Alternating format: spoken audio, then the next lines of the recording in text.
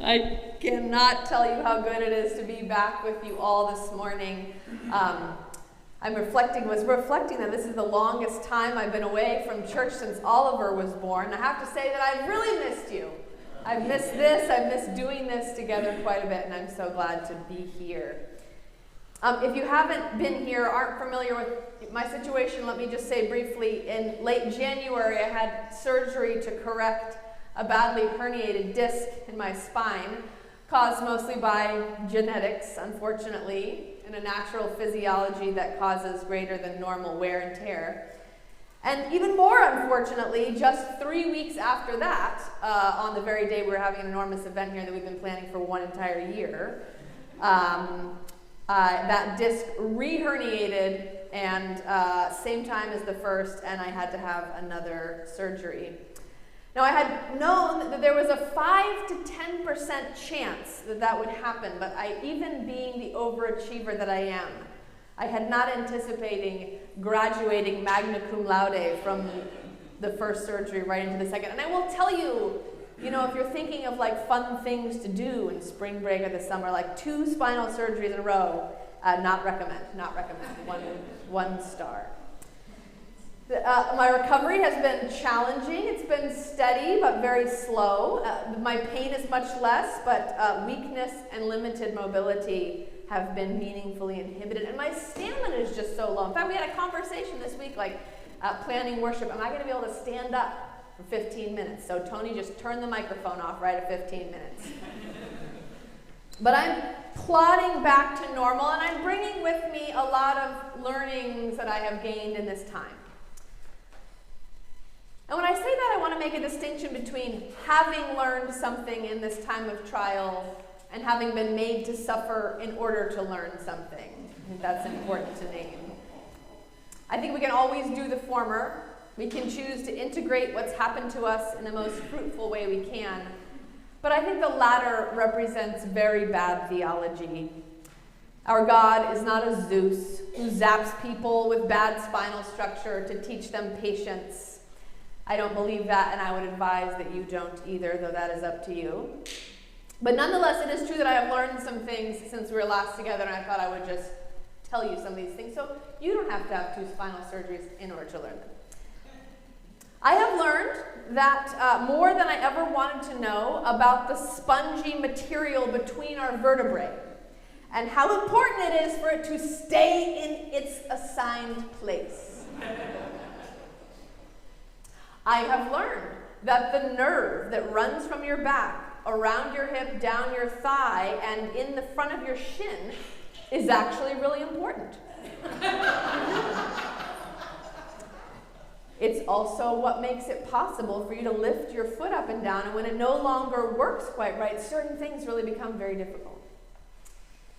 I have learned that 4 blocks can seem an unbelievably short way or an impossibly far distance to go depending on your perspective and your situation. I have learned in retrospect how active I was before, getting up at 5:30 and moving and grooving all the way until 10:30 p.m., hustling and doing stuff all the time. And I have learned that while a lot of that stuff was meaningful and important, some of it wasn't so necessary as I believed. I have learned that it's actually okay to go slow. It's actually okay to set some things aside. The world won't fall apart. I've learned that making more room for stillness in my day or month or my life generally isn't necessarily a bad thing. I have learned once again, as I have so many times before, in different ways and different seasons of life, that Jason is an incredible partner and an amazing father who I'm grateful to be journeying with. I have learned that yelling from the couch down the hall to a 4-year-old, "Stop doing that thing that you know you're not supposed to do," is really not an effective disciplinary strategy. Speaking of lying on my couch for hours a day, I have learned that I really love TikTok, and I hope they don't ban it. And in a future sermon, I promise to tell you why I think it's a meaningful platform for conversation and cultural formation. I have learned that getting an enormous, almost uncontrollably exuberant dog immediately before one of the adults in your household becomes physically incapacitated complicates things. I have also learned how difficult it is to be in pain in public, to have to show one's physical vulnerability to the world, either because of the presentation of one's body or the slowness of one's movements. It's really hard. And something I kind of want to keep thinking with you about as it relates to the difficulty of aging and challenges of possessing a different kind of body in our culture. Happily, I've learned that many of you are very good cooks. Through the organizational ministrations of one Kathy Conklin, you showed up on our doorstep on the regular to feed our family with soups and stews and salmon dinner and casseroles and cookies and cakes. And oh man, my kids are going to be so sad to know that when we go back to cooking for ourselves, there won't be cake every day. And we enjoyed it all, every morsel, and I want you to know how grateful that we are for that. But more than that, I want you to know that you nourished us in a way that went much beyond the caloric. In these past months, this congregation has fed us, has fed me with food, but also with comfort and with community and with grace. You, the people of this congregation, prayed for me and sent me cards and typed me text messages and offered me words of encouragement that were more needed than you know. You were patient while I healed, never shaming me for not being here. You walked our enormous dog, for heaven's sakes, which is beyond generous. Some of you led worship in my absence, and I will say that being able to hand that responsibility into such capable hands was truly a grace. A gift that gave me space to heal in peace, knowing that the good news would carry on with wisdom and good humor for as long as it took for me to be ready to come back. And beyond that, what has happened here on Sundays has fed my soul too. Yes, the music, word, and sacrament moved me in ways that surprised me. Yes, I was here every week watching online. And so I want to say Jim and Donovan and Denny, Bev, Tim, Desiree Eden, Heidi, Zachary. Your leadership has been a balm to my soul in this time, as you reminded me what it means to practice discipleship along a wandering path that sometimes takes us far from the comfortable, but always leads us into God's embrace. I think I would say that in aggregate, the nourishment I received from this community has been the thing that has taught me the most in this season, affirming the two things I probably most needed to know: that I was loved and that I was not alone. Now, you know, it's really funny when we, ministers step into this role. We're told that we're set apart for this particular work in the community of faith, proclaiming the word and administering the sacraments among the people. We're ordained to do this thing, to be ministers, and that notion is important because it helps us remember who we are and whom we're here to serve. We put on these robes, we put on these stoles, we stand behind this table, and we're reminded that we are different in a way.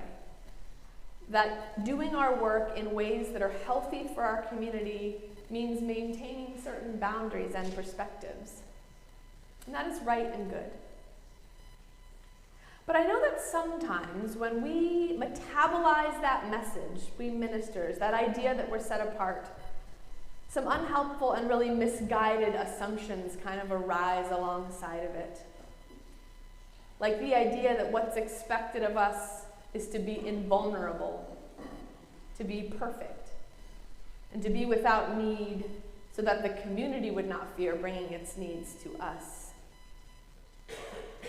And I know that I particularly am susceptible to these warped ideas, being as I am from Stoic Norwegian stock. I got the message in my family of origin that the highest value one could embody was self-sufficiency. and that the best emotion one could be known to have was the unexpressed one. And so I must work extra hard to keep such unhealthy ideals like perfectionism at bay, and to really open myself to the mutuality that is a natural and good part of any community's life and work together. And I just wanted you to know that in the grace that you showed me these last weeks, you have helped me relearn that lesson in a really beautiful way. Perhaps you have helped me learn it for the first time. You've reminded me how to open myself to love, and given me an opportunity to appreciate how great a cloud of supporters surrounds me. And I'm so grateful, because what more could I ask of a band of wandering disciples that we would help each other to feel more loved and less alone? To acknowledge that we can't always take the pain away from someone else's path, but we can ease their way with gifts of grace. Which is why when I see the Tupperware containers piled up in the corner of my kitchen, which I really will remember to return to you all, except for the one that the dog ate, sorry Donovan and Nat.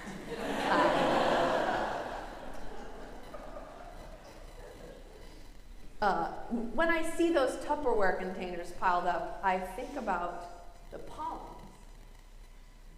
Now, some of you thought I wasn't going to get to it, right? Like you're thinking, maybe she forgot she's supposed to talk about the scripture, not just about how much she liked our meatballs. No.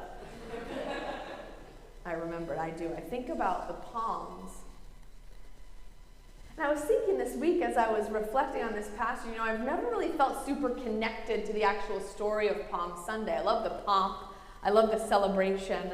The actual scriptural narrative, I've never really felt a connection to it before. I've been preaching now for 15 years, so I have had at least 15 ideas about Palm Sunday. Though when I thought about it, I couldn't remember what a single one of them was, and I'm sure that means that neither do the people who heard them. But I've never really felt like, yes, I totally get this story. And I know there are the traditional interpretations, one that we're the crowd deciding how to respond to Jesus with shouts of affirmation or derision.